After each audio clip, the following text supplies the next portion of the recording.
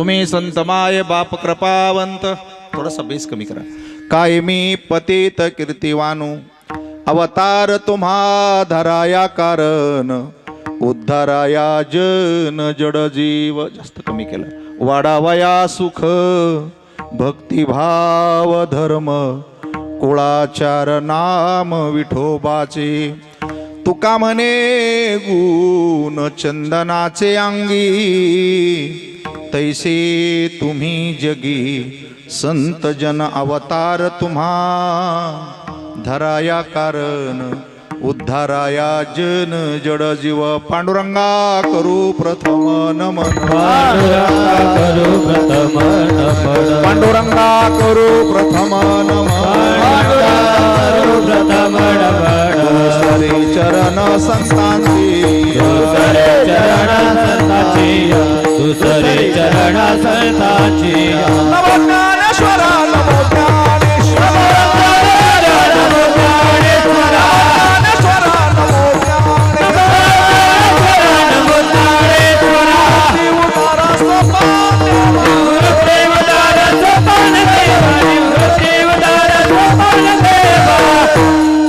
शरण हनुमंता, हरि हरि शरण शरण हनुमंता. तुम्हालो रामदूता, तुम्हालो रामदूता.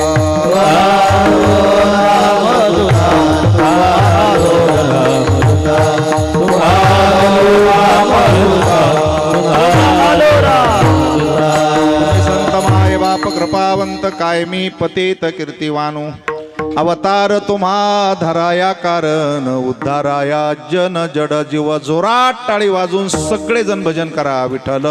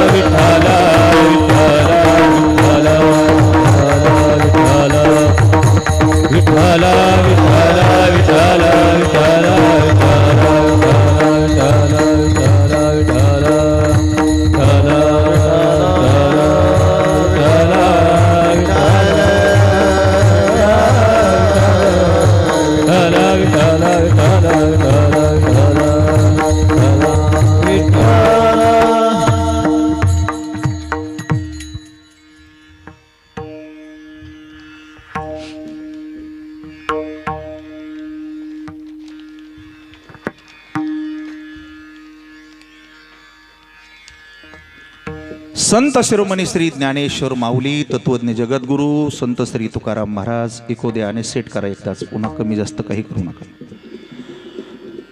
समचरण पांडुरंगाच्या चरणी, आई साहेब रखुमाईच्या चरणी आपल्या सर्वांच्या उपस्थितीत मनापासून अभिवादन करीत आपल्या या गावाची आराध्य उपासना देवता रामभक्त हनुमानजी, या शिवारातील अन्य देवी देवता आणि कुलदेवता, या सगळ्यांचं मनापासून आज स्मरण करीत परमपूजनीय वैकुंठवासी सरजुदास महाराज यांना पुण्यतिथीच्या निमित्तानं आपल्या सर्वांच्या वतीनं जोरात टाळी वाजवून महाराजांना कोटी कोटी विनम्र विनम्र अभिवादन. यानंतर हरिभक्तीपरायण तात्यादास ना, परमपूजनीय तात्यादास महाराजांना आणि हरिभक्तीपरायण सदानंदजी यांनाही जोरात टाळी वाजून विनम्र विनम्र अभिवादन. या संस्थेचे अध्यक्ष हरिभक्तीपरायण सर्वानंद सरस्वती स्वामीजी महाराज, उपस्थित सर्व गुणीजन, गायक वादक, सर्व समस्त माता भगिनी ज्यांच्यामुळे कीर्तनाचं योगदान आहे, ते सर्व आदरणीय वंदनीय, सगळ्यांना मनापासून अभिवादन. थोडासा विलंब होतोय त्याबद्दल दिलगिरी व्यक्त करतो. सरळ बसा, डोक्यातले विचार बंद करा, मोबाईल तर पूर्णपणे बंद करा आणि कीर्तनामध्ये राहा. तुम्ही म्हणसान आम्ही तर तुमच्याच बरोबर आहे, शरीर आहेत माझ्याबरोबर, मनही ठेवा. मन विचित्र आहे ते या मंडपातून तुम्हाला कुठंतरी घेऊन जाईल आणि मी उपरनं सोडल्याशिवाय पंक्ती बसणारच नाही. त्याच्यामुळं हे माझ्या हातात आहे, मी त्याला वाढवू शकतो. तुम्हाला लवकर जेवायचं असेल तर सुटसुटीत मस्त मोकळे बसा आणि छान पद्धतीनं कीर्तन श्रवण करा. हा जो मंडप असतो हा भक्तीवर आधारित असतो, श्रद्धेवर आधारित असतो. इथं राजकारण, शहाणपण, हुशारी, अक्कल, प्रसिद्धी, गुणवत्ता, संपत्ती, सोबती असलेले याच्यावर हे मंडप चालत नाही. हा मंडप फक्त सत्यावर आधारित आहे, भावनेवर आधारित आहे. तुमची जर भावना झाली तर मग तुम्हाला कीर्तन समजेल. तुमची भावना नाही झाली तर मग तुम्हाला भोजन तर मिळणारच आहे. मग तुम्हाला निदान प्रसाद पाहिजे का भोजन पाहिजे यासाठी सरळ बस जा आणि नीट राहा जा, टाळी वाजवीत जा, कारण सवय नाही राहिली तुम्हाला. हे गाणारे वाजवणारे आले की तुम्हाला असं वाटतं हे सगळेच करतील. आमचं आणि तुमचं दोघांचं हे काम आहे. तुम्हाला झोप लागू नये, तुम्हाला कळावं यासाठी ॲक्टिव्ह राहा. हा अभंग तुकाराम महाराजांचा आहे आणि संतांचं वर्णन करणारा आहे. तुम्हाला या अभंगातून खरे संत कोण आहे ते कळतील. मग तुम्हाला संत कळले पाहिजे की नाही. संताची काही लक्षणं असतात, त्या लक्षणावरून संत कळायचे असतात. सध्या महाराजांचा सुळसुळाट झाल्यामुळं दगड काढला की महाराज दिसतो आणि त्या महाराजाच्या अपात्रतेपणामुळे लोकांच्या श्रद्धेला धक्का बसतो. एखाद्या महाराजाच्या चुकीच्या वागण्यामुळं लोक संप्रदायाला, भक्ती क्षेत्राला नाव ठेवतात, सरळ सरळ टीका करतात, निंदा करतात. आणि मग ज्या लोकांना कळत नाही मग ते डायरेक्ट म्हणतात तुमचे महाराज. काय म्हणतात? होय आमचे महाराज असं म्हणतात. मग हे तुमचे महाराज जर असे असतील तर मग आमचे कोण महाराज आहेत हे नीट ऐका आणि इथून पुढं तुम्ही सावध व्हा. त्याचं कारण सांगू मी तुम्हाला. भक्ती क्षेत्र आणि हा कीर्तन प्रवचनाचा कार्यक्रम जर कुणामुळं सुरू असेल तो फक्त तुमच्यामुळं सुरू आहे. मी तुम्हाला लोटांगण घालतो. आमच्यामुळं तर बंद पडायच्याच मागे आहे. लक्षामध्ये आमच्याकडे एवढा गोंधळ आहे की हल्ली ते पैसे अगोदर मोजल्याशिवाय इकडे कीर्तन सुरू करत नाही.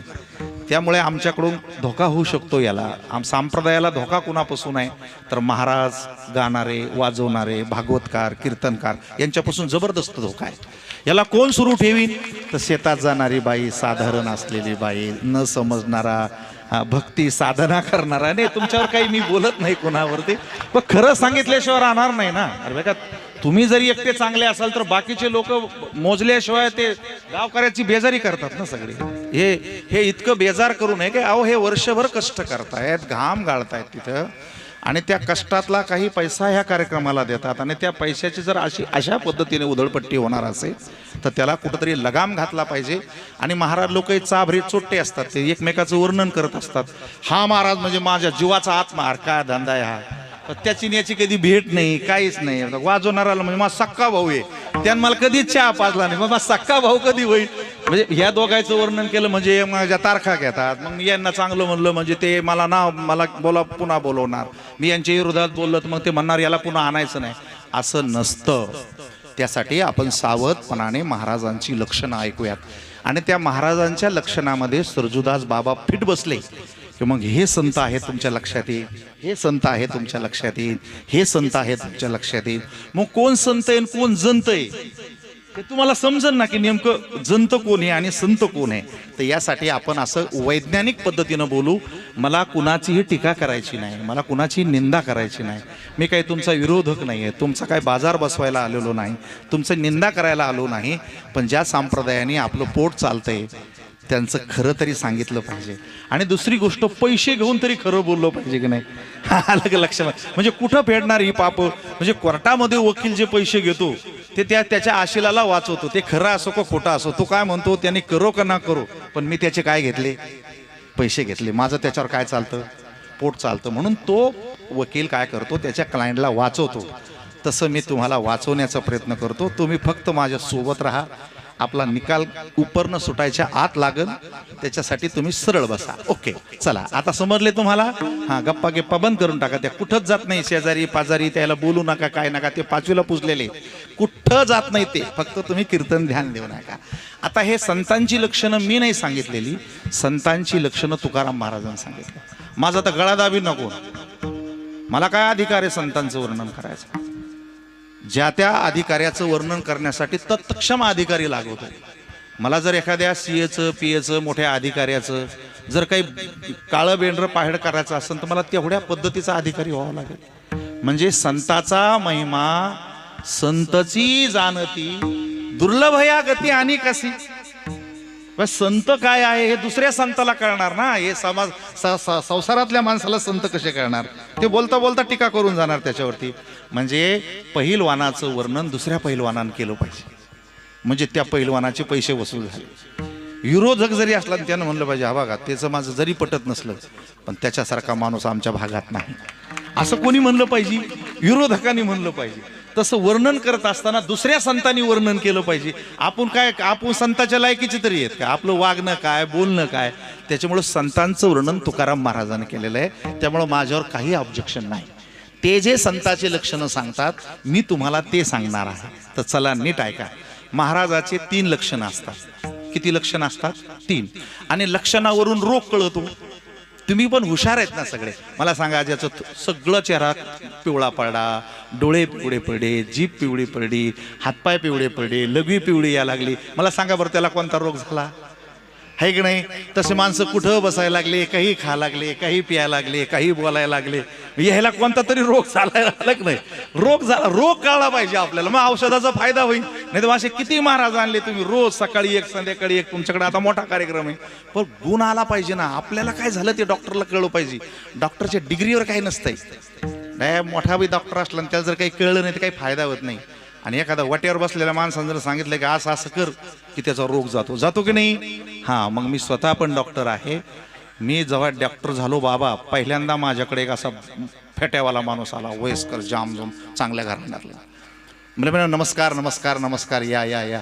ते म्हणला नवीन डॉक्टर आला असं कळालं, तुझा गुण येतो असं कळालं. म्हणलं चला आपल्याला काही त्रास आहे तर बघून घेऊ. म्हणलं या बाबा, बसा बसा बसा. झोपा काउंटरवरती. झोपला तो म्हातारा. मी ते टेटिस्कोप घेतला हातामध्ये. मी म्हणलं काय झालं तुम्हाला. ते म्हणे डोंबलं. तो इतका शहाणा होता. तो म्हणे मला काय झालं हे जर मला कळालं असतं तर तुझ्या दवाखान्यात कशाला आला असतं. अरे हे बी खरं आहे त्याच्यावर. त्याला काय झालं हे जर त्याला कळालं असतं तू माझ्या दवाखान्यात कशाला आला. माझ्या हातपायाला मुंग्या आल्या ना. आत्ता करायचं काय. पेशंट तर हुशार आहे आता. आणि त्या डिग्रीत काही कळत नसतं. ते जे तपासायचं आहे ना त्याच्यात काही पण कळत नाही. त्याच्यात एकच कळतं फक्त की हे बिल घेऊस तर जगत का मरत. बाकी त्याच्यात दुसरं काय कळतं डोंबलं. कोणत्या डॉक्टरला आपला रोग कळतो. कळत बिळत काही नाही त्याच्यामध्ये. मग मी आपला शहाणपणा केला. मी म्हणलं बाबा काही सांगू नका, मी डॉक्टर आहे, तुम्हाला कोणता रोग झाला मी सांगतो. सरळ झोपा सरळ झोपा. मग आता मी माझ्या पद्धतीनं तपासायला लागलो. ते विचारणंच होतं फक्त त्याला समजत नव्हतं. बस बाळा खाली. तर मी म्हणलं बाबा इथं ती डिग्री ठेवली अशी. म्हणलं तुम्हाला अंधारी येते का हो. उभं राहिल्यावर चक्कर. हे ते मला असं काही होत नाही. मी आपलं पटकन उचललं.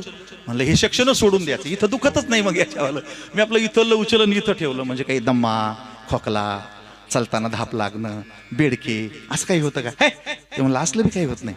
मी आपलं पटकन उचलून पोटावर ठेवलं. म्हणजे मग पोट आंबट पाणी, गुबारा, ढेकरं, गॅस असं काही होतं का. ते म्हणलं आपलं पोटच दुखत नाही. आली का नाही पंचायत. म्हणलं तुमच्या अंगाला काटा येतो का, थंडी वाजते का, हातपाय भरून येते का. हाय तसं तुम्हाला असं बी काही होत नाही. म्हणलं मग गुडघे दुखते का तुमचे, हातापायचे सांधे दुखते का. ते मला तसं काही होत नाही. किती अवघड आहे आता हे. ते म्हणे मला तपास आणि मला सांग की तुला कोणता रोग झाला. तोंडा मागितल्या पैसे देतो. काय पेशंट म्हणजे खराबच पेशंट आलं. मी म्हणलं आपला याचे पैसे घेणं नको आणि आपली बदनामी करून घेणं नको. मला बाबा मी नवीन डॉक्टर आहे, महिना झालाय, मला काही जास्त अनुभव नाही. तुम्ही काय करा, मला रोगाची लक्षणं सांगा, मी औषध देतो तुम्हाला. मला औषधं माहिती आहे हो पण रोग नाही कळत. ते बाबा उठून बसले मला म्हणे काय डॉक्टर आहे काय धंदा लावलाय. अरे काही समजतच नाही तर काय औषध गोळ्या देणार आहे. किती अपमान आहे हा. तिकडं नका पाहू, तिकडं तसं काहीच नव्हतं. तिकडं तसा काहीच कार्यक्रम नाही. इथं आपल्या मंडपातच चाललाय तो कार्यक्रम. की बाबा हे समजतच जर नसल तर मग डॉक्टरचा काय उपयोग होते. डॉक्टर आणतो आपण, डॉक्टर कीर्तनकार ड्रामा करायला लागलेत, आवाज काढायला लागलेत, वाकडे अंग करायला लागलेत, तोंड इचकायला लागलेत. अरे हे काय नाटक आहे का तमाशा आहे का. तुम्हाला जर मजाच करायची असेल तर मग तमाशा आणि जाणं मस्त. सप्ताह झाला की लावण्या ठेवी जा मस्त, त्याच्यात मजा येते. महाराजात काय मजा आहे. हे 2 बाबा इथं बसलेले, मी फेटा बांधलेला आहे, याच्यात काय मजा आहे मला सांगा बरं तुम्ही. त्याच्यामुळे बळजबरीने हे 2 आपले काहीतरी वाजवीत राहते. तुम्ही पिक्चरच्या चाली म्हणता. हे काही मजा आणायची जागा नाही. ज्या लोकाला सजा भेटू नये त्याच्यासाठी आपण काम करायचं असतं. हे लोक जन्म मरणाच्या चक्रात जाणार आहे. मला याच्यातून बाहेर काढायचं यांना. हे दुर्गुणाच्या आहारी गेलेले, अज्ञानाच्या आहारी गेलेले आहे. यांना समजत नाही. त्यांनी आपल्यावर भरोसा ठेवलाय. कष्टाचे 2 पैसे तुम्हाला दिले, थंडीत बसले, त्याला काहीतरी चांगलं सांगू दे ना मला. आपला रंग उडवायला आपल्याला रंग आणायची गरजच नाही. देवाच्या नावात ऑलरेडीच रंग आहे, फक्त आपण चांगलं वागावं, मग आपलं जीवन मस्त चांगलं चांगलं होत असतं. आली की नाही पंचायत? आता मी म्हणलं बाबा सांगा बरं माझा कोणता रोग झाला तुम्हाला? ते म्हणे अरे मला परवा दिवसपासून कसनुस होत. मला कुठं कळतं कसनुस? शाळा शिकलो मी, शिकलेल्याचा ना आकलीचा काही संबंध नाही बरं का. म्हणजे तुम्ही असं समजू नका की पोरग संभाजीनगरला राहिलंय 12वी पास झालं आणि ते वागणं चांगलं. ना ना ना, वागणं हे अनुभवावर असतं, शिक्षणावर काही नसतं. म्हणजे मला कसनुस समजा ना मला. मग म्हणलं आता जास्त अक्कल आपली नको वाया घालायला. मग मी काय केलो, मागच्या रूममध्ये गेलो, कपाट होतं, मी शिकलो होतो ना पुस्तकं, त्यातून पुस्तकं काढेन, त्याच्यात असं पाहू लागलो कसनुस कसनुस कसनुस. मग त्याच्यात कसनुस रोगच नाही, त्याच्यामध्ये सर्दी पडसद आणि निमोनिया हे रोग होते. हे हा रोगच नाही त्याच्यामध्ये. आता आली की नाही पंचायत? मी म्हणलं बाबा याचे पैसे घेणं नको आणि आपली बदनामी नको. मी म्हणलं बाबा तुम्हाला काय होतंय? ती म्हणे मला कसनुस होतंय. म्हणलं तुम्ही असं करा, काही बाईचा पाला घेऊन टाका. त्याला बी कुठं समजतो मग काही बाईचा पाला? ते म्हण मग तो कुठं असतो? म्हणलं कुठं पण असतो. हा, वावरात असतो, डोंगराला असतो, नदीला असतो, पांदीला असतो. बर बर बर म्हणला. ते म्हणे कसा घ्यायचा? म्हणलं बाबा वाटण तसा घे, कुठून घे, नाही तर पाला करून घे. आता समजतच नाही तर मी काय करणार? बाहेर गेल्याला वापस आला म्हणे त्यानं काय होईल?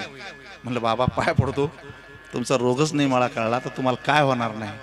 तसं मायबाप माझ्या मंडपात बसला, तुम्ही 700 वर्ष झाले.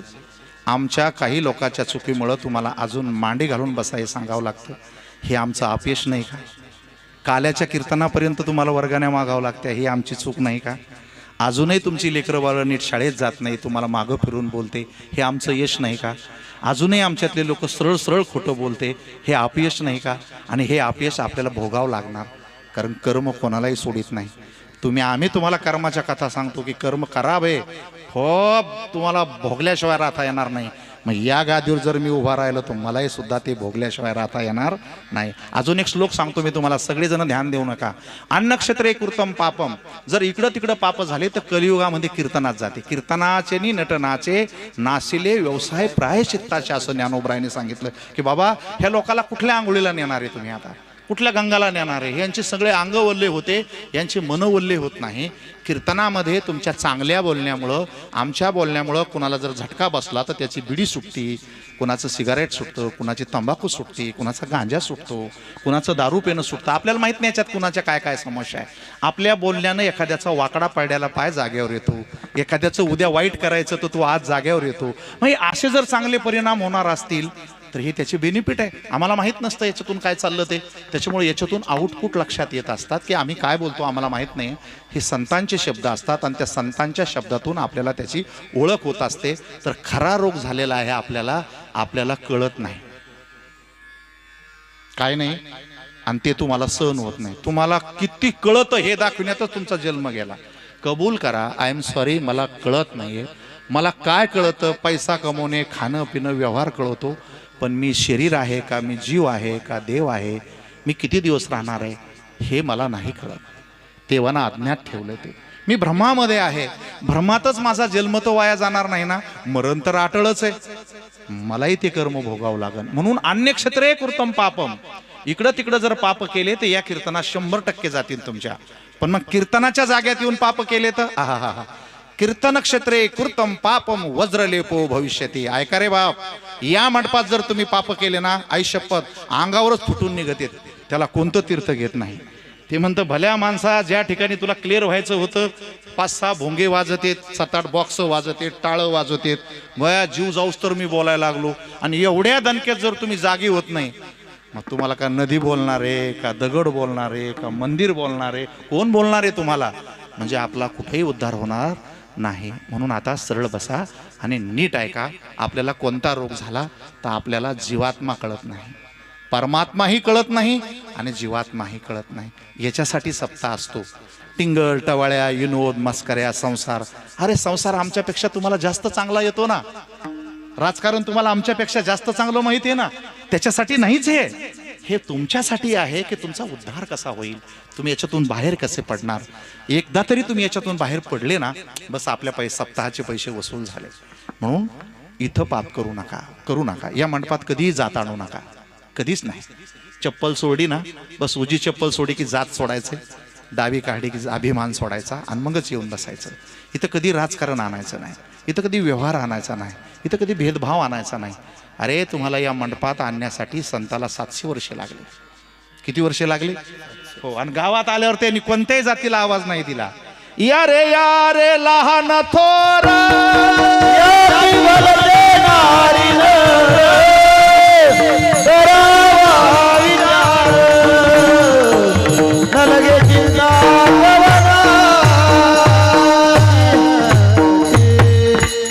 असं एकेरीच म्हणत राहायचं म्हणजे आपला लोकांचा वेळ वाचतो. नवीन ॲप आणलं मी आता. डबल चाली म्हणायच्या नाहीत, टेबल तर एकदा बी म्हणायच्या नाही. डबल चाली कधी म्हणायच्या? महाराज काय सांगायला लागले हे लोकांना जर समजत नसन मग तुम्ही आपला कार्यक्रम मस्त करून घ्या. मला मी काहीतरी सांगतो हे सगळ्या पोराला कळतंय ते. आता हे युवक सगळे इथं बसलेले. आजच्या कीर्तनाचं भाग्यच असं आहे की ज्यांच्या हातात उद्या गावाचं आणि जीवनाचं भविष्य ते शिकलेले सगळे इथं बसलेले आहे. हे उद्याचे इथं बसलेले आहे सगळे. त्याच्यामुळे आपला कुणाचा तरी उद्धार होईल अशी मला अपेक्षा आहे. चला तर या ठिकाणी काही दोष निर्माण करू नका. आता मला संतांची लक्षणं का सांगायची बरं? तर तुकाराम महाराज सांगतात तुम्ही संत. मी नाही बोलत, तुम्ही संत. हे तुम्ही संत पण नुसते संत नाही, हे संत आहेत पण नीट ऐका. तुम्ही संत माय बाप कृपावंत. या ताई विठ्ठल विठ्ठल विठ्ठल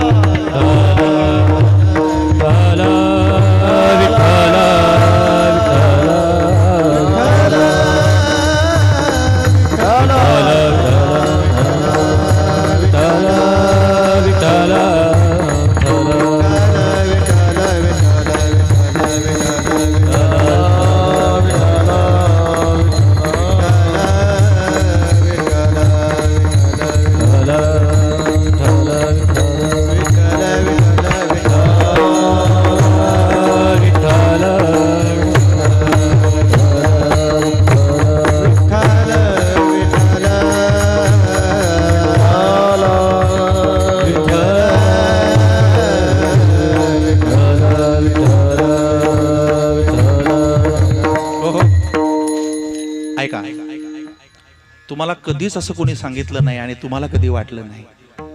आजपासून माझ्याकडे नीट ऐका ना. तुकाराम महाराज काय म्हणाले?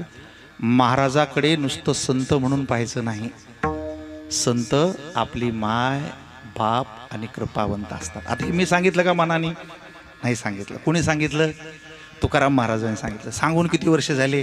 450 वर्षे. म्हणजे महाराज आपली कोण आहे आता सांगा बरं मला. महाराज आपली कोण आहे? माय. तुम्हाला महाराज माय असं कधीतरी वाटलं का? मग आपला कसा मेळ बसणार?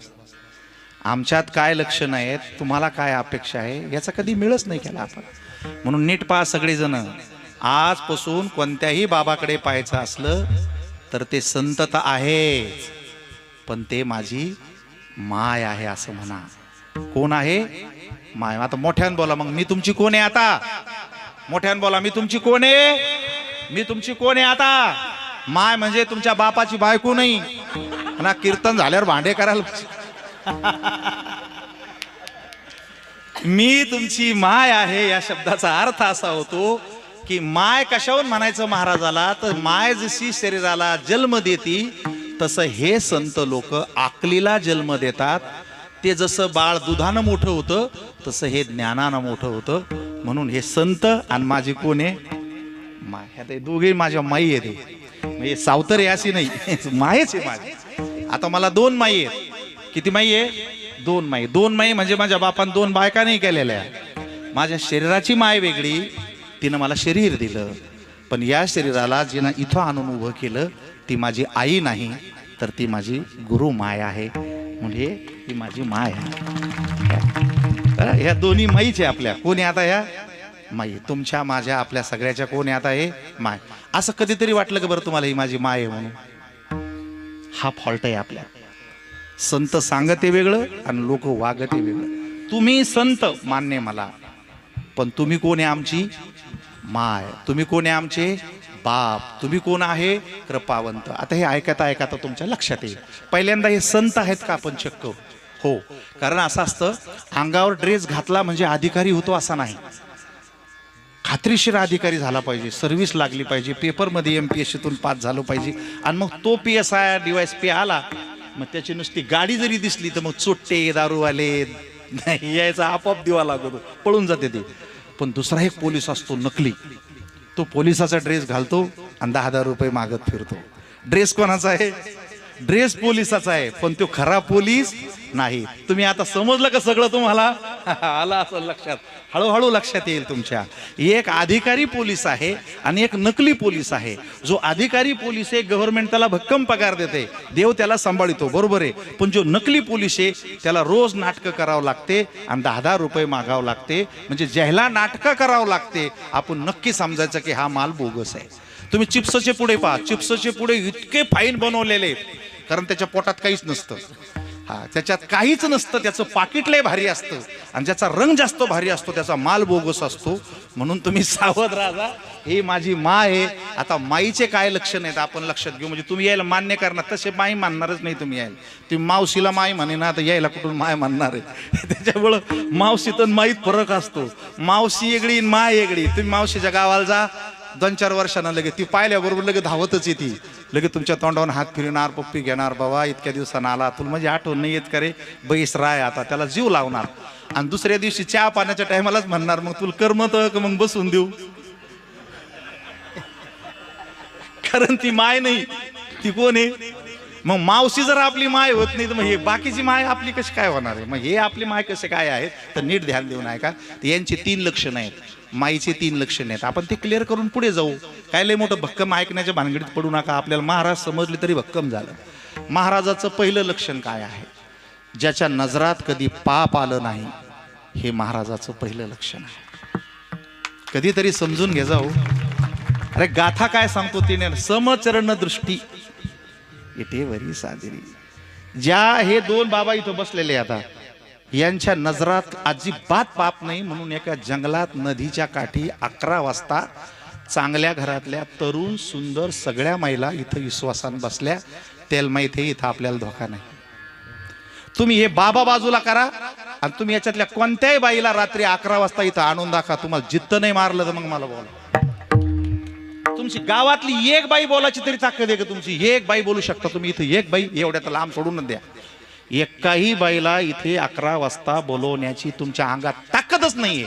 तुम्ही श्रीमंत असा, राजकारणी असा, कोट्यावधी असा, तुम्ही इथं बाईला बोलू शकत नाही. पण इथं जी माझी माय माऊली बसलेली आहे तिला माहित आहे ह्या जाग्यात मला धोका नाही. आणि नेहमी माणसाला तपासित असते. माणूस बोलायला लागे की पदर घेत असते. बाईन पदर घेतला असं समजावं माणसात गडबड आहे. माणसं चेकर आहे.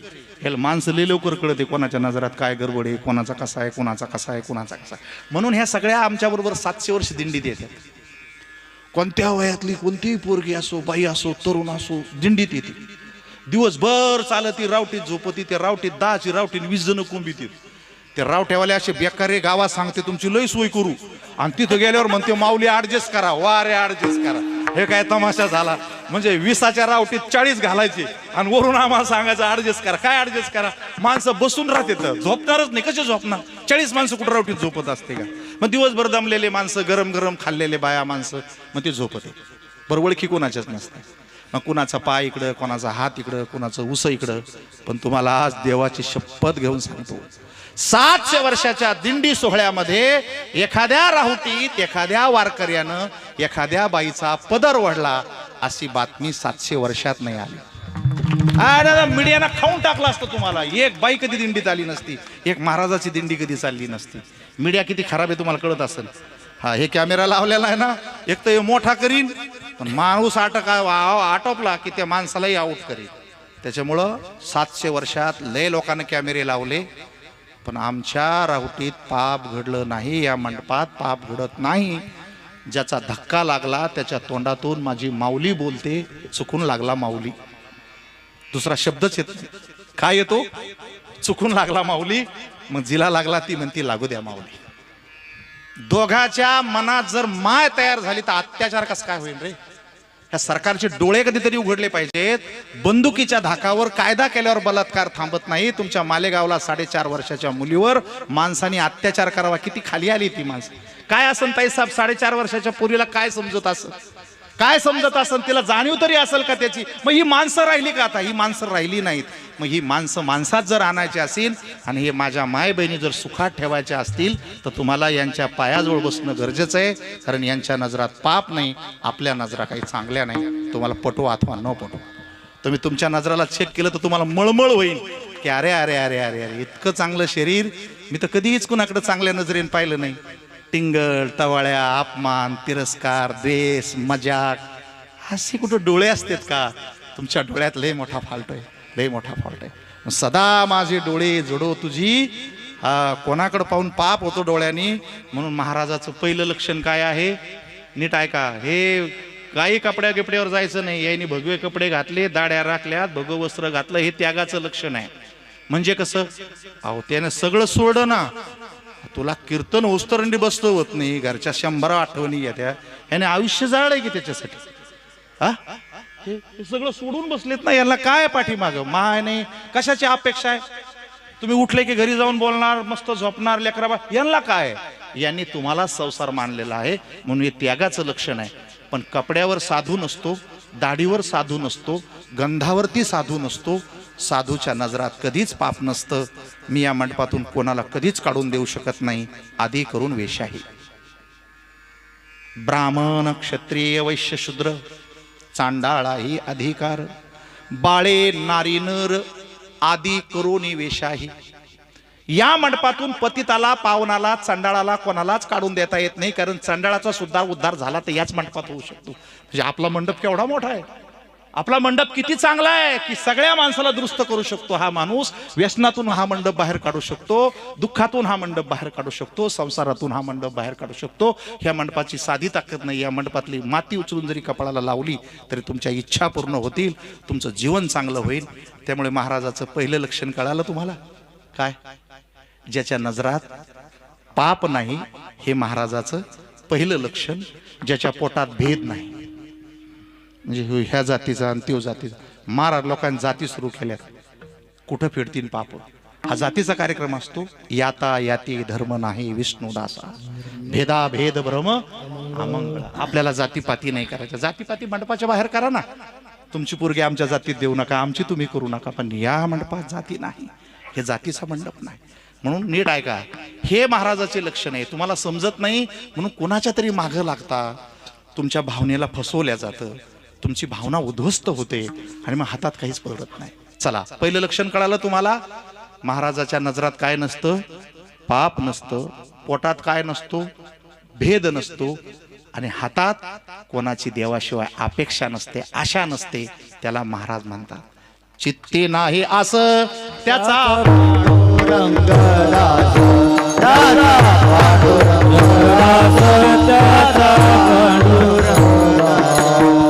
चित्ते नाही असं त्याचा पांडुरंगदास, त्याचा पांडुरंगदास, त्याचा पांडुरंगदास.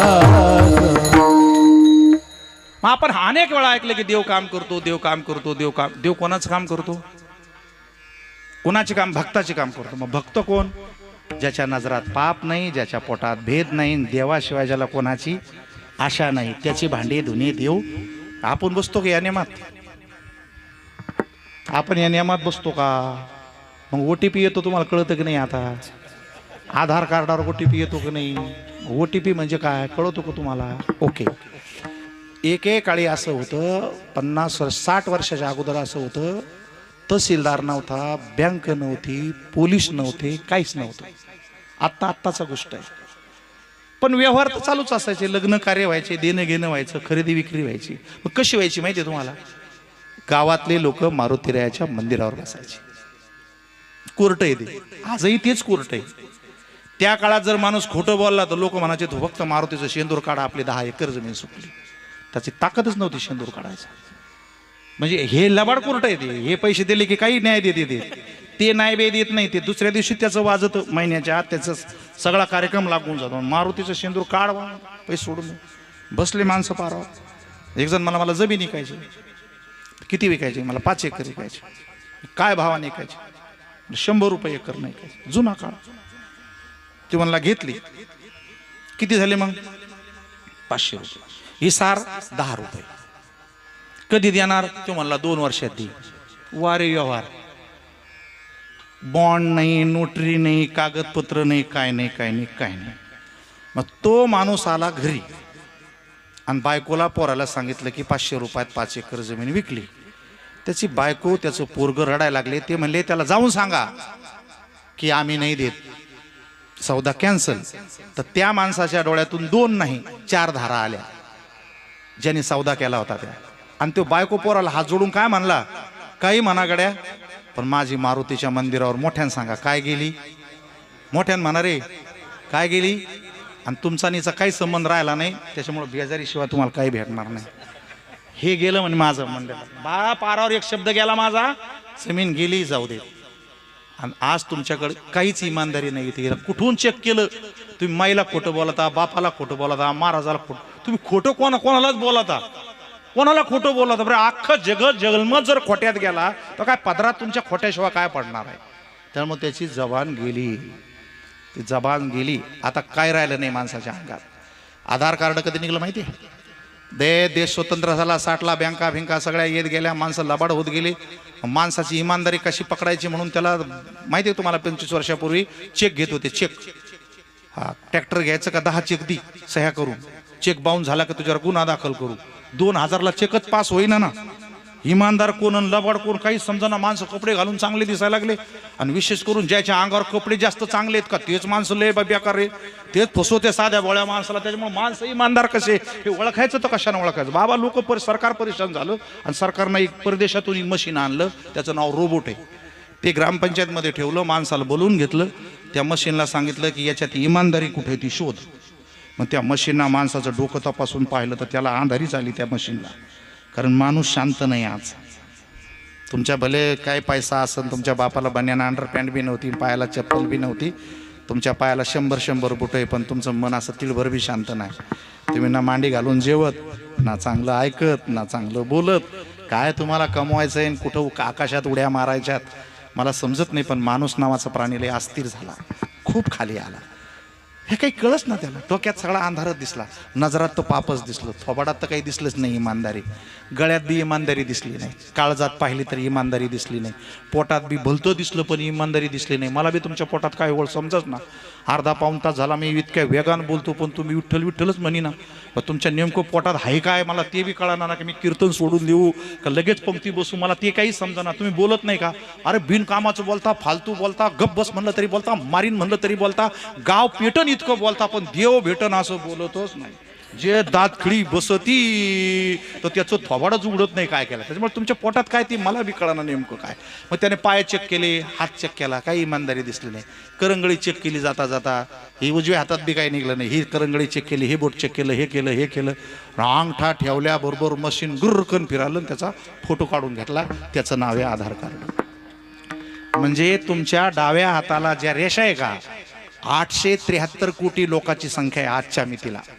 तर 873 कोटीत आणि स्वर्ग मृत्यू पातळात तुमच्या बोटात ज्या रेषा आहेत का, त्या त्रिभुवनात कोणाच्या याला मॅच होत नाही. म्हणजे इमानदारी इथं निघली. सरकारने मग सगळे व्यवहार, आर्थिक व्यवहार, देणे घेणे अंगठ्यावर टाकले. इमानदार.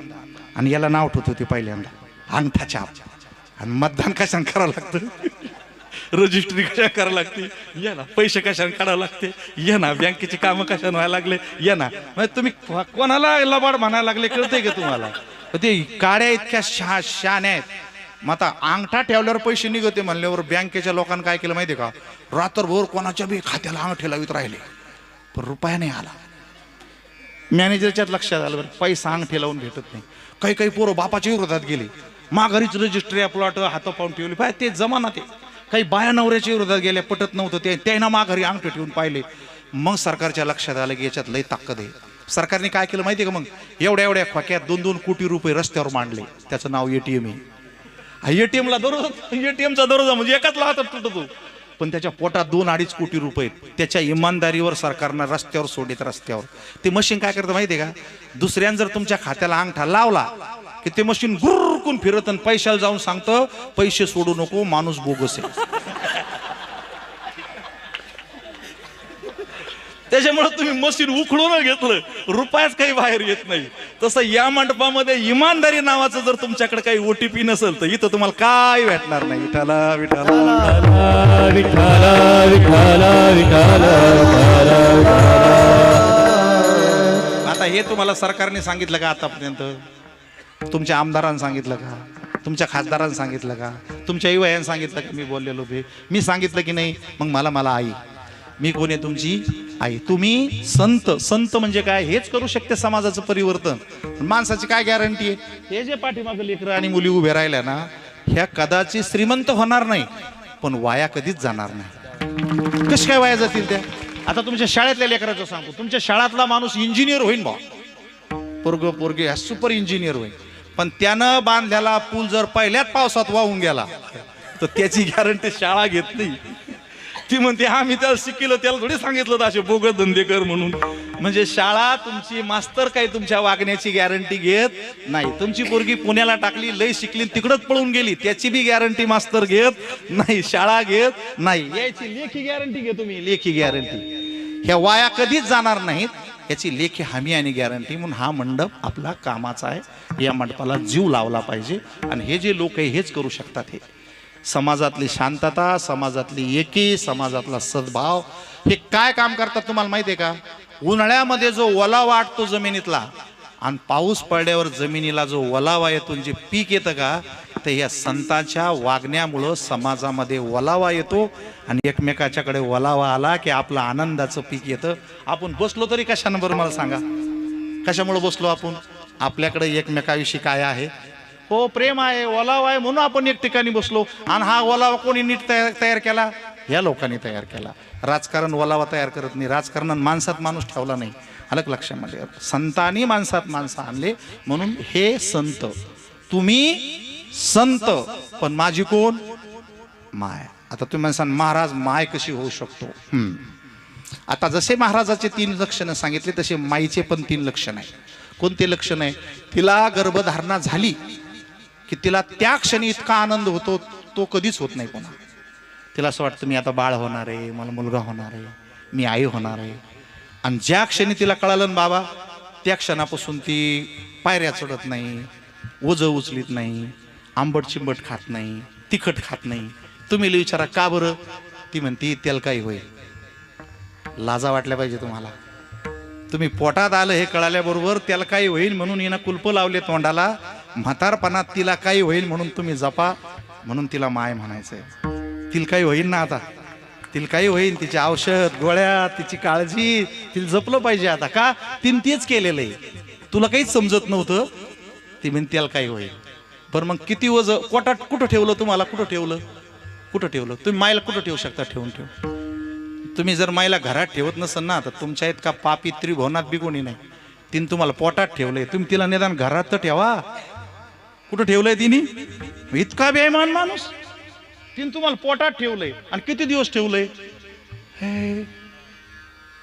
काय ताकद यार! 9 महिने 9 दिवस. अरे काही माणूस आहे का जगात तुमचं वजन व्हायला? कोण आहे तुमच्याकडे असा की तुमचं 9 महिने वजन व्हाईल? अरे तुम्ही बिमार पडले तर उचलून दवाखान्यात नेतील, दवाखान्यातलं गाडीत टाकतील. तुम्हाला डोक्यावर कोण घेईन? तुम्ही मला सांगा म्हणा, मला महिना 1 दिवस डोक्यावर घेता का कोणी? एक माणूस तुम्हाला डोक्यावर घेणार नाही. हिनं पोटात ठेवलंय तुम्हाला. कुठं ठेवलंय? आणि ह्या संत लोकांनी चांगल्या वागण्यामुळे तुम्हाला बी पोटात ठेवलं, म्हणून ती बी माय आणि ही पण माय. आणि मग डिलिव्हरीचा किती त्रास होतो? इथं बसलेले आहे सगळेजण. या डिलिव्हरी म्हणजे काय गुदगुले आहे का? बेसनाचं पोट आहे? किती त्रास आहे. 2-2 दिवस डिलिव्हरी होत नाही, तोंड कोरडं पडतं, डिलिव्हरी होत नाही. नेमकं घरचे लोक बाहेर गेलेले असते, सरकारी डॉक्टर हजर नसते. अरे मरण मरण मरण इतका त्रास होतो तिला तुम्हाला जन्माला घालताना. बाबा देवान काय करायला पाहिजे होतं? पहिलं लेकरू बाईला आणि दुसरं माणसाला व्हायला पाहिजे होतं. करतानाच असा कार्यक्रम पाहिजे होता की एक तुला, एक मला, एक तुला, एक मला. माणसं जर डिलिव्हरीला गेले असते ना बाबा, तुम्ही नुसत्या कल्पना करा ताई साहेब. आता समजा माणसं जर पोटूशी राहिले असते तर टाळकरी कसे दिसले असते, हे बाबा कसे दिसले असते. बोलणाऱ्या बाबाला असं माग राहावं लागलं असतं, असं असं पोट घ्यावं लागलं असतं. यायची काय पंचायत झाली असते. इतक्या जवळ बसले नसते ना हे सगळा कार्यक्रम असा. लबाड तुम्ही तुम्हाला नुसती कल्पना सुद्धा करू शकत नाही तुम्ही पोटोशी राहिलं काय झाले असते मग हागणं मुतणं काय नुसती डिलिव्हरी झाल्याच होतं का ले लेकरं बदमास मुळावर येते मुळावर माईच्या असे दिवसभर पिते मस्त हसत राहते लोकाला असं वाटतं देवच जन्माला आला पण त्याचा पंगाण्या संध्याकाळी कळवतो 9:30 वाजले माईला झोप यायला लागली जस्ट त्याचा भोंग्या शिट्ट्या मारितो अरे नको रे बाबा मी लय दमली मग त्याला पाजाव तो पितो थापटाव गप बसतो पुन्हा असं डुकलेल मी लय दमले बिस्किट खातो दूध पितो फुटाने खातो मला सगळं खातो मला फक्त झोपत नाही मग 12 वाजते 12:30 वाजते अरे मी लय दमले आणि असा मुळावर आलेला पांढरा जसे 2 वाजले का त्याचा सूर बदलतो 2चे 4 बाप म्हणतो उचल त्याला उचल दिवसभर माणूस कामात राहत संध्याकाळी झोपलं की हे टिटरी करत राहत आता किती पंचायत आहे नवऱ्याला बी सांभाळायचंय लेकराला बी सांभाळायचंय नवऱ्याचा मोठाचा आवाज वाढला लेकरू घ्यावा रस्त्यावर यावं काहीच नसतं बाहेर चांदू मामा तेवढ्यामुळंच मामा झाले नाही तर त्याचा ना आपला काय संबंध ते कुठं भेटायला येतो का कुठं काय होतो ती माय म्हणली मामा हे आपलं टको पाहत राहिलं पण त्या मामानं काही बिस्किट दिले नाही चांदू मामा ते मग त्यानं तिथं बी करायला सुरुवात केली ही म्हणली मी कटाळे तुला सगळे लाईट लावले नवऱ्याच्या पलंगावर नेऊन ठेवला दिवे लावले म्हणले मी आता उठते असे बी 5 वाजले तुम्ही याला सांभाळा बाप सांभाळतो का पोरग बापाने झोपेतून त्याच्याकडे पाहिलं तर म्हणा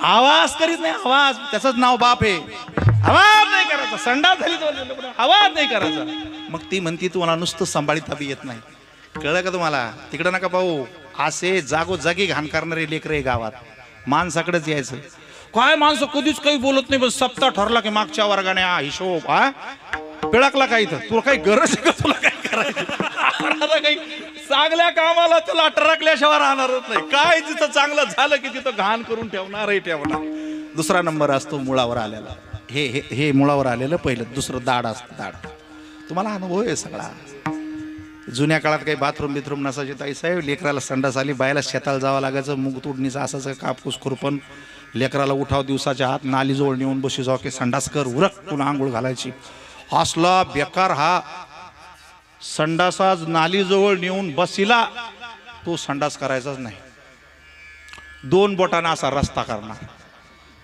खड्याची एसटी करणार आणि त्या एसटीला म्हणणार चला वैजापूर मनोर संभाजीनगर माय म्हणती गाड्या सोडू नको पटकन आवर मला तुला त्याला संडास येतच नाही त्याच्या एसट्याच फिरत राहते रिक्षा एसट्या भोंगाणे रेल्वे त्या उचली ती आंघोळ करते त्याला सोडून देते मग आता हा 5 वाजता उठतो याला संडास यायला काय अडचण आहे ताई साहेब 5ला बसाव 7ला बसाव 9ला बसाव 10ला बसाव ना काय अडचण आहे का पण मेलेला संडास येत नाही माय जेवायला बसली आणि तिना 2 घास घेतले की जेच याचा कार्यक्रम लागतो ट्रिक मग जावा म्हणत्या की काग येऊ 5 वाजता उठतो मग नेमका जेवायच्या टायमाला काऊन बसत होतं ती म्हणती बसू द्या माय त्याला 2 दिवस संडास होत नाही अरे तुम्हाला संडास नाही झाली तरी तिला सुद्धा वाईट वाटतं तसं तुम्ही चुकीचे वागले आणि गलत वागले तर ह्याच काळजाला दया येऊ शकते दुसऱ्याला दया येऊ शकणार नाही म्हणून हे संत आहेत माय आहेत आणि बाप म्हणजे काय तो वैराग्य देतात धीर देतात आधार देतात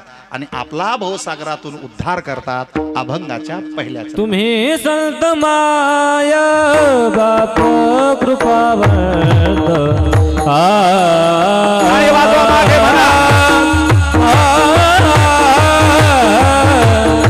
तुम्ही संत माय बाप कृपावंत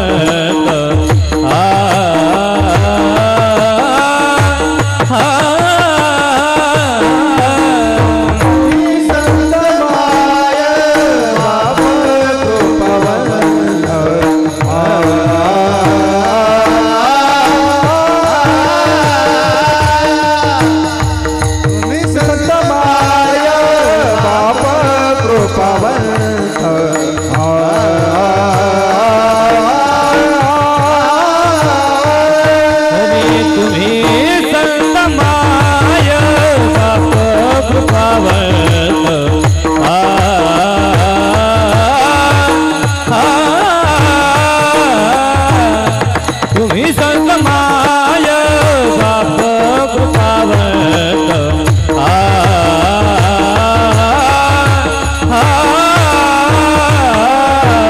तुम्ही संत माय बाप कृपावंत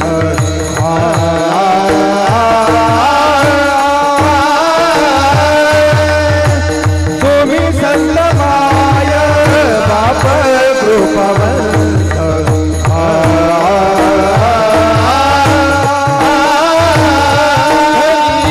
कायमी पतित कीर्तिवानो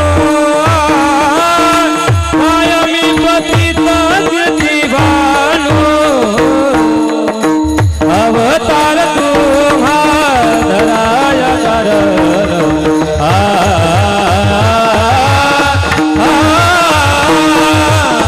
अवतार तुम्हा धराया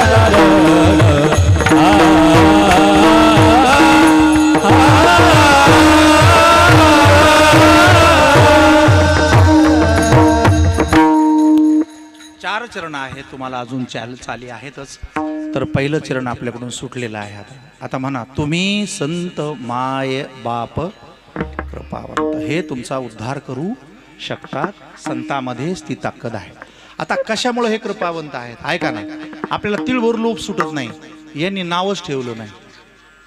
तुम्ही यांच्या नावाचा कधीच विचार केला नाही. बाबाचं नाव काय मला सांगा.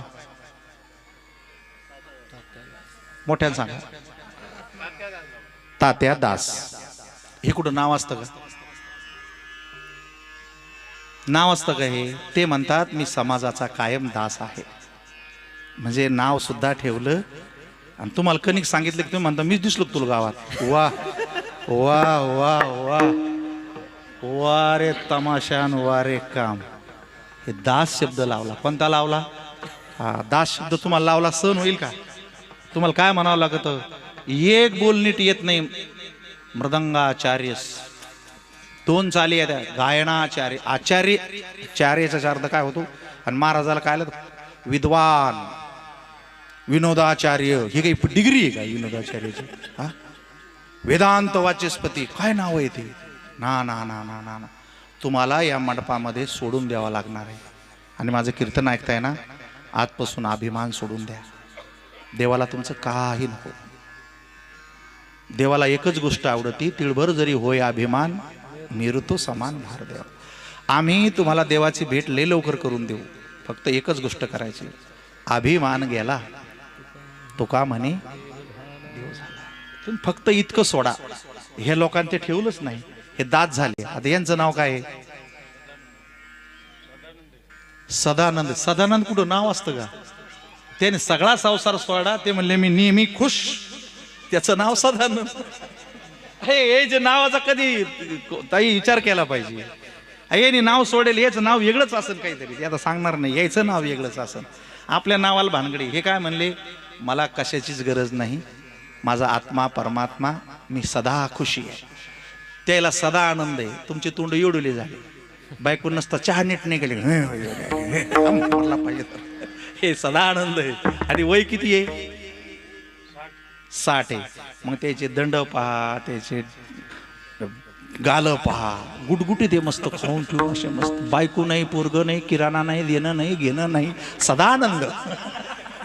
कपडे गिपडे मांडी गिंडी छान. आता त्याच्या शेजारी हे दोघं बसलेले. 5-5 मिनिटं झाली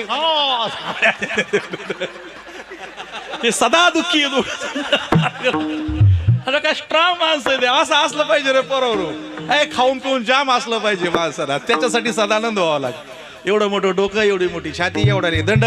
कोणाच्या दुकानापुढे उभा राहिला तर 2-3 वर्ष उधारी मागू नये कोणी. काय घेणं दे नाही. सदानंद हे काही नाव आहे का. मला शोधून साकड बरं कुठं नाव आहे का कुठे. आपल्या नावाला आग लागवते. आपल्या नावात काय त्रास आहे का. सदानंद या शब्दाचा अर्थ होतो ज्याच्या वृत्तीमध्ये कुठल्याच प्रकारचं दुःख नाही. अशी ज्यांची अवस्था आहे त्या महात्म्याला काय म्हणजाव सदानंद. आणि आपण सदा सुखी. तोंड बारीक केलेले अशा पांढऱ्या तोंडाचे मिले. कुठंच हसत नाही. बायको जवळ नाही. लेकरात नाही. कीर्तनात नाही. तमाशात नाही. जर कोणाच्या घराला आग लागली तरच हसला तर हसला असा काय माणूस आहे, गौऱ्या फुटलेल्या थोबाडाच्या. मला कुठंच हसत नाही. मला त्याला सदानंद म्हणू तर कसं म्हणू? सदानंद म्हणण्यासाठी गुटगुटीत राहा लागेल का नाही? बरं, कोणतीच क्रीम नाही आहे याला काय क्रीम आहे क्रीम आहे. हे पहा काय भारी आहे. हम तो बहुत प्यार करने लगे अपने दाढ़ी पे भी. बहुत मजा है इसमें. काही साबण नाही, क्रीम नाही, शॅम्पू नाही, काय नाही, मस्त आहे.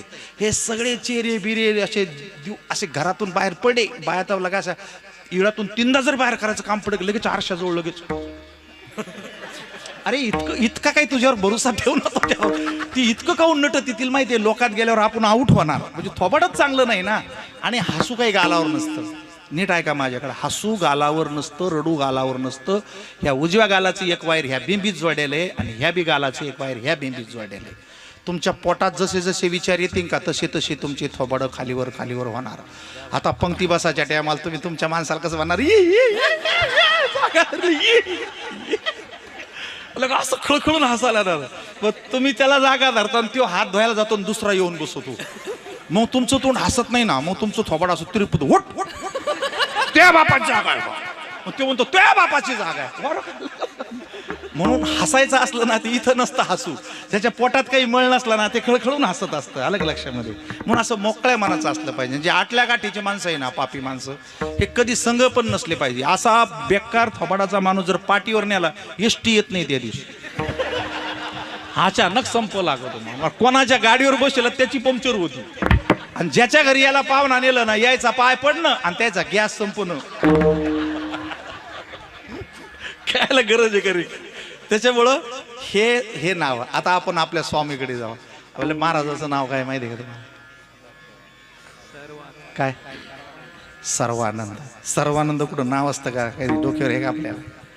ते म्हणते कोणी या, कसे या, सकाळ असो, दुकाळ असो, पावसाळा असो, हिवाळा असो, सर्व काळ ज्याची आनंद कधीच कमी होत नाही, त्याचं नाव काय आहे? बाबा आपल्याला कळलं पाहिजे. कोणता आनंद? सर्वानंद. ताई तुम्ही यजमान पद घेतलं आमचं, तुम्हाला बी आनंद, यायला बी आनंद, यायला बी आनंद, यायला आनंद, यायला आनंद, यायला आनंद. त्याच्या दरबारात आले त्याला सगळ्याचा काय आहे? आनंदच. असे नाव ठेवा तुमचे नाव नको. आता माझ्याकडे वेळ नाही. त्याच्यामुळे हे कोण कोण आहे आता नीट आहे का? माय बाप संत. आता यांना माय बाप याच प्रमाणात म्हणलं का? नाही नाही नाही नाही नाही. बाबा संताला मायबाप म्हणल्याचे 22 प्रमाणे गाथ्यात. तुम्ही संत माय बाप एवढा उपकार करा, न्यामज तेथवरी दाखवा दिनाच. आता तुम्ही कृपावंत साधू संत जीवल गोमटे ते करा माझे. हो गोमटे ते करा. हो चांगलं करण्यासाठी अशी यांना मायबाप म्हटलेलं आहे. आणि ती मायबाप इथे आहेत विजुदास महाराज. हे पण संत आहेत, समाजाचे मायबाप आहे. समाजाला, चांगल्या समाजाला जन्म देतात, समाजाचं पालन पोषण करतात, समाजाला योग्य दिशेने घालवतात. आणि हे जन्माला आलेले नाहीत, उद्धार करण्यासाठी आले आहे. भगवानाच्या दुसऱ्या चरणात अवतार तू माय दया करण, अवतार तू माय दया करण, अवतार तुम्हा धराया करण, अवतार धराया करण,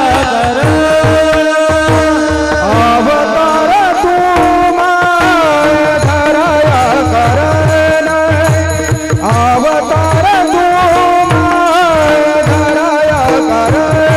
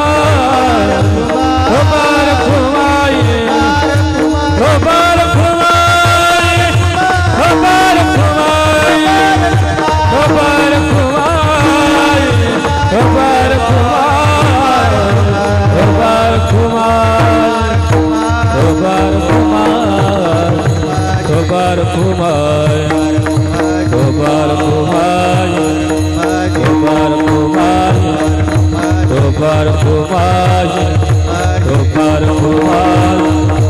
गोपाल कुमार गोपाल कुमार गोपाल कुमार गोपाल कुमार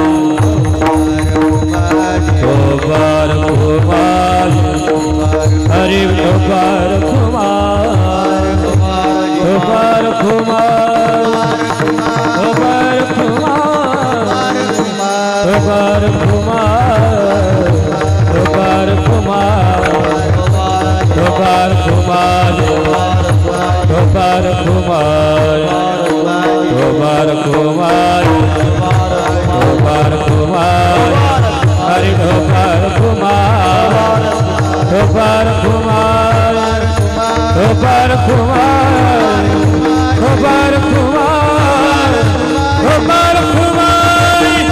कुमार गोपाल कुमार गोपाल कुमार गोपाल कुमार गोपाल कुमार गोपाल कुमार गोपाल कुमार गोपाल कुमार गोपाल कुमार जय गोपाल कुमार जय गोपाल कुमार जय गोपाल कुमार जय जय गोपाल कुमार हरे हरे गोपाल विठोबा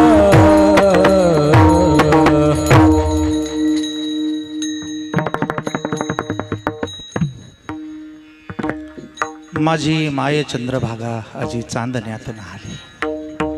संतांचं वर्णन कितीही जरी केलं तर त्याला आयुष्य कमी पडेल. सगळ्या जमिनीचा कागद केला, सगळ्या झाडाची लेखणी केली आणि 7 समुद्राची शाही केली तरी माय बाप आणि गुरुचं वर्णन कदापिही संपत नाही. आपल्या इतक्या अल्प वेळात ते कसं शक्य आहे. परंतु चला, आज तुमच्या सर्वांच्या दर्शनाचा मला लाभ झाला.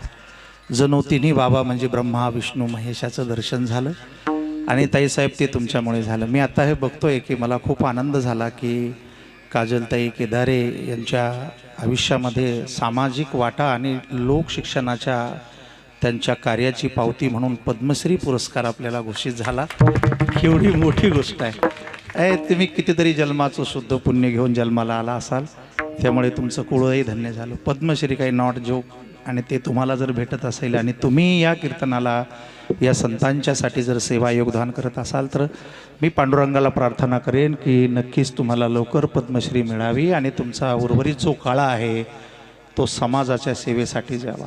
आणि हे बघा आता हे आता पद्मश्री पुरस्कारापर्यंत मनुष्य गेला ना की तुम्ही कपड्यावर जाऊ नका, ते सुद्धा साधूच समजायचे. कारण जे जीवन समर्पित असतं ते साधूचं जीवन असतं. त्यामुळे ताईसाहेब तुम्हालाही मनापासून खूप खूप धन्यवाद. अजून दुसरं एक नाव आहे, मला जे अक्षरांना दिसत नाही, काय नाव आहे? स्टार महाराज. हां अमोल भाऊ कुठं बसलेत ते? बरोबर छान, तुमचंही योगदान आहे. चला, आपल्याकडे खूप वेळ कमी झालेला आहे. तसा आपला वेळ संपलेला आहे बाबा. आता काय करू, आता सोडून देऊ? ओके. तर 2 चरण आपले बाकी राहिलेले आहेत. त्यासाठी मला तुम्हाला 2 वर्ष बोलावं लागेल. हां मग आता हे काय असं मधातच पुढे सोडून देणार मी? वा वा वा जी करतील की. दारूबंदीचा त्यांनी विडा उचललेला आहे. आपल्या गावातली दारू बंद होते का? वर हात करा सगळेजण. अरे काय पक्के? नक्की नक्की. तर आपली लेक बाळा आहे त्या इथल्या माहेरच्या आहेत, तर त्यांच्या कार्याला सपोर्ट करा आणि तुम्ही पासून सुरुवात करा. मोठं काम आहे ते. चला, वाढावया सुख भक्ती भाव धर्म कुळाचार नाम विठोबाचे. तुमच्या घरामध्ये तुमच्या लेकराने तुमची किंमत केली पाहिजे. असं जर तुम्हाला वाटत असेल ना तर मग त्याला संपत्ती नका देऊ, त्याला चांगलं वळण लावा. गळ्यात माळ घाला, एकादशी धरायला लावा, भजन करायला लावा, चांगलं बोलायला लावा, त्याला रोज शाळेत टाका, चांगलं मार्गदर्शन करा. आणि हे लोक आहेत ना, हे आयुष्य जरी घासलं तरी हे कायमचेच गोड आहे. चंदनाचं झाड आपल्या शेजारी उगलेल्या बाभळी बोरीला जसा सुगंध देतं, तसं ही संत मंडळी या शिक्षणाच्याद्वारे, वारकरी शिक्षणाच्याद्वारे आपल्या सर्वांच्या जीवनाला सुगंध देतील. हे संतकांचं काम खूप मोठं आहे. त्यासाठी हा संदेश अभंगाचा सांगून मी तुमचा निरोप घेणार आहे. आई करे जना, समोर बसलेले सगळे मागचे पुढचे, आज आपण वेगळ्या पद्धतीनं कीर्तन केलंय. संत भेद करत नसतात, संताच्या नजरेत पाप नसतं, संत देवाशिवाय कोणाची अपेक्षा नसते. असे जे कोणी आहेत ते माझे मायबाप आहेत, त्यांच्या सहवासात माझं जीवन चालू आहे. मग ते तुम्हाला काय सांगतात? आई करे जना, तुझ्या स्वहिताच्या खुना, पंढरीचा राणा मना माझी स्मरावा, पंढरीचा राणा मना माझी स्मरावा. काय जीवन आहे. डोक्यात देव आणू नका, गडबड करू नका. आज इकडं उद्या तिकडं, ना ना ना. एक पंढरी नायक, सगळं त्याच्या भरोशावर ठेवा. आणि जन्ममरणाची काळजी करू नका, दुखण्याची काळजी करू नका, आजाराची काळजी करू नका, जगण्याची काळजी करू नका. मग कैचे रे बंधन. ओ, या कीर्तनात काय ताकद आहे. पांडुरंगाचे पाय धरले ना, नागबडी नाही, होम नाही, हवन नाही, मंत्र नाही, विधी नाही, विधान नाही, ज्योतिष्य नाही, अरे जन्म मरण बी नाही. मग कैचे रे बंधन. आम्ही काय करायचं? वाचे गाता नारायण, काहीच करायचं नाही. नारायण हरी, नारायण हरी, नारायण हरी, काही करायची गरज नाही. काय गायकासाठी केवढी संधी आहे. मग कैचे रे बंधन, वाचे गाता नारायण, भव सिंधू तो जान, याची तिरी सरेल. इथेच जन्म मरण संपत. ब्राह्मण क्षत्रिय वैश्य शूद्र चांडाळाही अधिकार. थोडा बेस आणि थोडासा ऐकू. बाळे नारी नर आदी करुणी वेशाही. मायबाप श्रोते हो, हे मी तुम्हाला कीर्तन नाही सांगितलं. जणू तुकाराम महाराज तुमच्यात आले आणि तुमच्यात काहीतरी बदल व्हावा म्हणून ते माझ्या तोंडातून बोलले. बाकी मी दगडाचाच आहे, माझ्याकडे काही ज्ञान नाही ते. पण मी काय सांगितले तुम्हाला माहिती आहे? जन्मभर पुस्तक वाचून जे कळत नाही ते तुम्हाला मी 1-1.5 तासात सांगितले. हे वेदांचे सार, शास्त्रांचे गौहार, करिता विचार हाची करती पुराणे. आई करे जना, तुझ्या स्वहिताच्या खुना, पंढरीचा राणा मना माझी स्मरावा, पंढरीचा राणा मना माझी स्मरावा. ज्ञानेश्वर माऊली ज्ञानराज माऊली तुकाराम, ज्ञानेश्वर माऊली, ज्ञानेश्वर माऊली ज्ञानराज माऊली.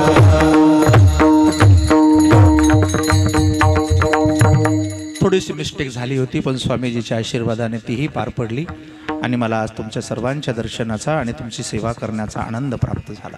कधी काळी आळंदीला आलात तर भेटत जा. इंद्रायणीच्या तेरी जे घाट झालेत त्या पुण्याच्या साईडला एक मोठा पडदा आहे, त्याचं नाव आहे विश्वशांती केंद्र. त्या विश्वशांती केंद्रावरून अभंगाचे अर्थ जगाच्या समोर मांडण्याचे छोटंसं काम आम्ही करत असतो. देहूला भंडाऱ्या डोंगरावरती तुकोबरायांचं सगळ्यात मोठं मंदिराचं काम सुरू आहे. तुमच्या सगळ्यांच्या वतीनं तिथं काहीतरी योगदान गेलं पाहिजे. आयुष्यभर तुका म्हणे म्हणून पाकिटं घेतली. गाणाऱ्या, वाजवणाऱ्यांनी, कीर्तनकारांनी, ऐकणाऱ्यांनी 1 दिवसाचं पाकिट, 1 दिवसाचा पगार त्या मंदिरासाठी आपण सहजरीतीने दिला पाहिजे. माझ्या गाडीमध्ये योगी पावन मनाचा ही कथा आणि त्याचं पुस्तक आहे. आता झी टॉकीजला मागचे 10 दिवस नोव्हेंबरला 15 ते 24 या काळात माझी योगी पावन मनाचा ही फार सुंदर कथा झाली. माणसाचं मन चांगलं झालं ना, त्याची काय ताकद असते हे त्या पुस्तकात आहे. तुमच्या लेकरा बाळाला ते वाचायला लावा, त्याचा बदल होईल. तो चुकीच्या दिशापासून वाचेल. 150 रुपये त्याची किंमत आहे आणि ते संस्थेचं पुस्तक आहे. आपण ते सगळ्यांनी संग्रही ठेवलं पाहिजे. आपल्या सगळ्याला सांगू इच्छितो की जाता जाता थोडीशी स्वतःची काळजी घेता, व्यसनापासून दूर राहा. कुठेही काही खात जाऊ नका. तुम्हाला आठवतं का एकेकाळी आपण झिरे छापून पाणी पित होतो, काही होत नव्हतं. पण केमिकल, फर्टिलायझर्स, पेस्टिसाइड्स, कारखान्याच्या नावाखाली सोडलेलं प्रदूषण याने इतका कहर केला आहे. आणि तुम्ही ट्रकाच्या ट्रक खतं जमिनीत ओतलेत, त्यानं पाण्याचा पीएच गेला. ताईसाहेब जरासं काम करा पाण्याच्याबद्दल. लोकांना जगण्यासाठी जे पाणी लागतं ते भेटतच नाही आहे. म्हणून आरो निघाला, बिस्लऱ्या निघाल्या, त्या फक्त माती बाजूला करतात, बाकी त्याच्यात जी घाण आहे पेस्टिसाईड ती काढत नाही. म्हणून लोक हिरो हिराईन चांगले लोक अल्कलाईन वॉटर प्यायला लागलेत, खूप छान पाणी प्यायला लागलेत. आम्ही संशोधन केलं आणि तुम्हाला माहिती सांगतो, आज तुम्ही फक्त पाण्यात बदल करा, पाण्यात बदल करा. तुम्हाला सर्दीपासून कॅन्सरपर्यंतचा कुठलाच आजार होणार नाही. कारण तुम्हाला लागते 700 pH पाणी, तुम्हाला भेटते 50, 650 कॅलरीज रोज भेटत नसल्यामुळे आपण थकतो, दमतो, किडनी जाते, आजार होतो, ब्लॉकेज होतात. पण कधीतरी मुख्यमंत्री उपमुख्यमंत्री जांभळे देताना पाहिले का? थकवा आलेला पाहिले का? हजार रुपये लिटरचं पाणी पितात, ते अल्कलाईन वॉटर पितात. त्यामुळे पाण्यात बदल करा. माझं खूप छान प्रकारचं पाणी आहे. जसं 10 प्रकारचं पाणी परदेशातलं येतं, तसं बाबा माझं अमेझॉनला, डी मार्टला, इंडिया मार्टला रेकी जल नावाचं पाणी आहे. 99 रुपयापासून ती सुरुवात होतं 3000 रुपयापर्यंत. नुसत्या पाण्यानं BP, शुगर, ब्लॉकेज, अटॅक, अर्धांगवायू, त्वचारोग सगळं काही सगळं जातं. 100% माणसाच्या गोळ्या बंद होतात. तुम्हाला तेही नाही घेता आलं तर आजपासून पाणी उकळून प्या थंड झाल्यानंतर, त्यानेही तुमचे बऱ्यापैकी आजार जातील. चहा, दूध, कॉफी कधी घेऊ नका. भयकायवात जाऊ नका. मोबाईलच्या जास्त नादी लागू नका. हे नकली दुनिया आहे. याच्यातली कोणीही बोलली, कधीही बोलली तर ती काही चहा करीत नाही, बोलत नाही, काय नाही. सगळा नाटकी कार्यक्रम असतो आणि त्या नाटकीला पाहून आपले सगळे पोरी उद्ध्वस्त व्हायला लागले. त्याच्यामुळे यालाही जरासं सांभाळून राहा. रोज शाळेत जा, अभ्यास करा. मी तुमच्या जरी पुढे बोलत असलो तरी ताईसाहेब, माझा मोठा मुलगा तहसीलदार आहे, लहाना मुलगा DYSP आहे, मुलगी पर्यटनमध्ये आहे आणि मी स्वतःही डॉक्टर आहे. ज्याच्या घरात 2-3 अधिकारी असतात त्याला सुख काय मिळतं हे मी कसं सांगू. पण तुमची लेकरं मोठी करा. जसं शिकवताय ना बाबा लेकरांना कीर्तन भजन, तसं याच्यातली एखादी पोरगी कलेक्टर करा, एखादी डॉक्टर करा, एखादी इंजिनियर करा. आमच्या खूप मोठ्या संस्था आहे. तुम्ही चांगले मार्क पाडा 95पेक्षा जास्त. आणि तुमची जर परिस्थिती नसेल तर माझी MIT नावाची मोठी संस्था आहे, युनिव्हर्सिटी आहे. पुढचा अर्धा खर्च आम्ही त्या हुशार मुलाचा 100% करत राहतो आणि त्याला खूप सुखानं मोठं करत राहतो. चला, आपण या थंडीमध्ये इतक्या तन्मयतेनं कीर्तन श्रवण केलं. थँक्यू. मी आपला खूप मनापासून आभारी आहे. ताईसाहेब आपलाही आभारी आहे. अमोलजी आपलाही मनापासून आभारी आहे. तिन्ही बाबांचा मी लाडका होईन. कारण तुम्ही आता माझी कोण आहे? माय. कोण आहे? माय. आणि तुम्हाला सांगून राहतो आजपासून की जर माईला खुश ठेवायचं असेल, बाईला आईला खुश ठेवायचं असेल तर तिच्या लेकराच्या हातात 10 रुपये दिले की तिला बरं वाटतं. तसं तुम्ही सगळेजण मला पैसे दिले तर मग यायला बरं वाटणार. साधी गोष्ट सांगितली मी. तुम्ही का तिच्या लेकराला फडफड केलं की ती म्हणते जाते मरते त्याच्या घरी पुन्हा जायचं नाही. तसं ह्या सगळ्या लेकराला, मला नाही, या सगळ्याच लेकराला जीव लावा. हे देवा घरचे लेकर आहे. कुणा घरचे येतं? हो. आणि साधी आयडिया सांगतो. मग तुम्हाला कोणाच्या घरातून काही आणायचं असलं ना आपल्या कोणा आयडिया करून गेले. बदमाश बाई आहे समजा, कोणाच्या बापाला पाणी सुद्धा पाहिजेत नाही, तुम्हाला तिच्या घरून जेवून यायचं सांगतो आपण. काहीच करायचं नाही. तिच्या घरी असं हळूच जायचं आणि तिला सांगायचं. तिचं पोरगं असतं, काही धड नसतंय, डोकं एवढं, हातपाय काढीवणी, ढेरी पुढं आलेली, पण म्हणायचं शुभम बाई बाई बाई. गावातच नाही असं पोरगं. ती म्हणते बेस बेस बेस बेस, आपण चहा पिऊ. आणि ते शुभमचा सारा वास सुटलेला असतो, पण असं भरायचं बाई काय शुभमचे मार्क आहे, गुरुजी काय बोलते शुभम बद्दल, चहा बी करती. आपण म्हणा काय नाही, उगं 200-300 रुपयाचं काम पडवतं. ती म्हणती 500 नि ना. तसं तुम्ही काय करा, देवाच्या लय नादी लागू नका. देव कुठं तुम्हाला भेटायला लागला, ऋषी मुनीला भेटला नाही तर तुम्हाला कुठं भेटणार आहे. तुम्ही फक्त आम्हा चौघाला जीव लावा, तुमचा कार्यक्रम. आम्ही गण चांगले नाही पण आम्ही तिचे येत ना, अलग लक्षामध्ये, अलग लक्ष. आम्ही तुम्हाला जरी आवडत नसलो तरी तुम्हाला तो जर खुश करायचा असेल तर आम्हाला जीव लावणं गरजेचं आहे. आणि इथून पुढच्या काळात जग बिघडणार आहे. खूप खूप भेसळ होणार आहे, खूप भ्रष्टाचार होणार आहे, खूप महागाई होणार आहे, सगळी अनती येणार आहे. तुम्हाला जर कोणी वाचवीन तर फक्त गाथा आणि ज्ञानेश्वरी त्याचं पारायण करत जा, ते वाचवित राहा. साधू संतांवरती प्रेम करा आणि जपा स्वतःला. पुन्हा तुमच्या आयुष्यात येईल तेव्हा तुम्हाला खूप काही चांगलं सांगेल. आज सांगितलेलं कधीच विसरायचं नाही. हे कोण आहेत? आपली माय. हे कोण आहेत? आपले बाप. हे कोण आहेत? संत. हे कोण आहेत? कृपावंत. तुका म्हणे गुण चंदनाचे अंगी, तुका म्हणे गुण चंदनाचे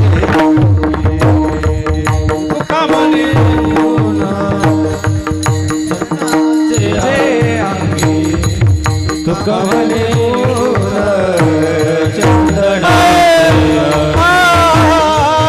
तुका म्हणे गुण चंदनाचे अंगी तुका म्हणे गुण चंदनाचे तुका म्हणे गुण चंदनाचे अंगी तुका म्हणे गुण चंदनाचे अंगी तैसे तुम्ही जगी संत जन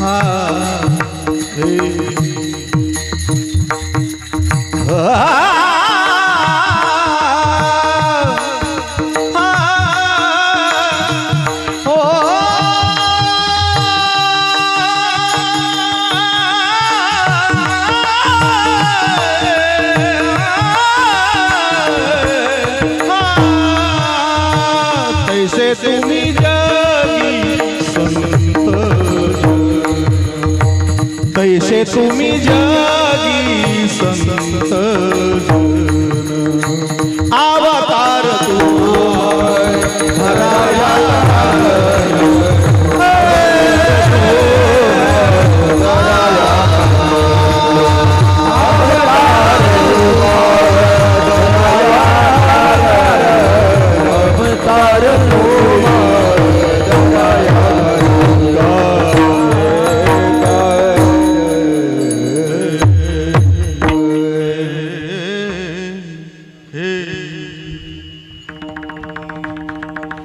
विठ्ठल जी विठ्ठल जय विठ्ठल जय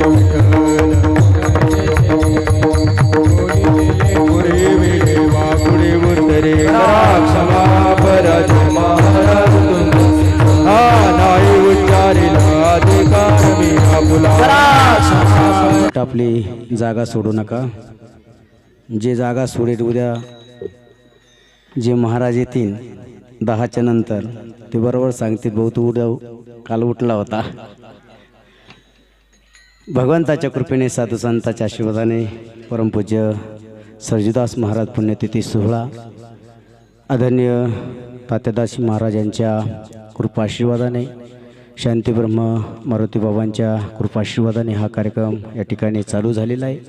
बोलता बोलता कार्यक्रमाचा आज 5वा दिवस आणि 5व्या दिवसाच्या संध्याकाळची सेवा आदरणीय हरिभक्तपारायण डॉक्टर सुदामजी महाराज बाबा या ठिकाणी उपस्थित झाले. थोडी मिस्टेक त्यांनी सांगितली पण उल्लेख करून नाही सांगितला काय मिस्टेक झाली होती म्हणून. पण बाबांना मनापासून धन्यवाद की बाबा इथपर्यंत येऊन पोहोचले. मला थोडा वेळ जरी झाला तरी काही अडचण नाही पण येणं गरजेचं आहे. कारण की विश्वास हा खूप महत्त्वाचा असतो आणि तो विश्वास जिखायचं काम तुम्ही केलेलं आहे म्हणून तुम्हाला मी मनापासून धन्यवाद देतो की तुम्ही इथपर्यंत येऊन पोहोचलेले आहे. म्हणून बाबांनाही धन्यवाद. त्यांची कीर्तन सेवा ज्यांनी घेतली होती ते अशा काजलताई केदारे या ठिकाणी उपस्थित झालेल्या आहे.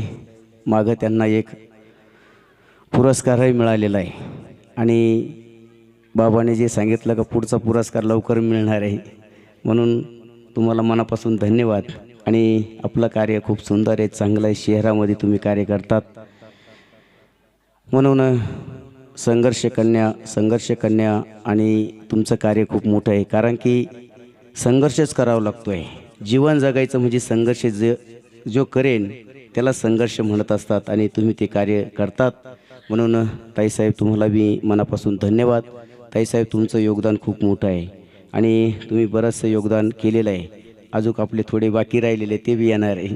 कारण की त्यांचा शब्द आहे म्हणे महाराज मी जे कबूल केलेलं आहे ते तुमच्यापर्यंत पोहोचवणार आहे. समोर आहे, काही मागं पुढं नाही. पण कोणाला दमच पटत नाही. आले की 1 लाख, आले की 1 लाख, येईन थमधम. आम्ही काय त्यांच्याकडे ठेवायला दिले की बिचाऱ्याकडे. तुम्हाला जेव्हा द्यायचे तेव्हा देत चाला जा, त्याच्यातून ते कार्य चालत राहणार आहे. म्हणून तुम्हालाही मनापासून धन्यवाद.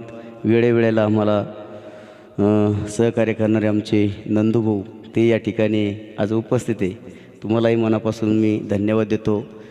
आपण सर्वच या कार्यक्रमासाठी उपस्थित राहणारे आमचे सर्व गायक वादक मंडळी, त्याच्यामध्ये आज आमचे आदरणीय हरिभक्त पारायण, आम्हाला नित्यानं आमच्यावर प्रेम करणारे आदरणीय प्रभाकरजी महाराज चेन्नई संत बहिणाबाई संगीत विद्यालय, की आम्हाला लहान्या भावाप्रमाणे सांभाळणारे महाराज म्हणजे चेन्नई महाराज आहे.